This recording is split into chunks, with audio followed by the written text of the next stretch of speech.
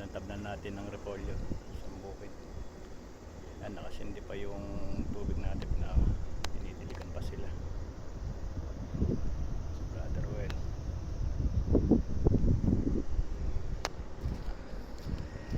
Tapos na yan hanggang sa dulo.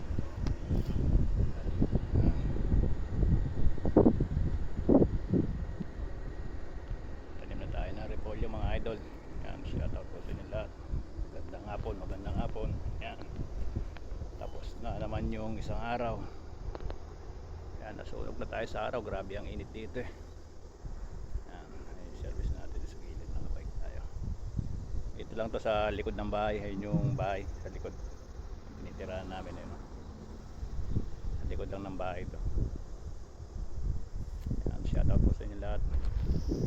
God bless us all.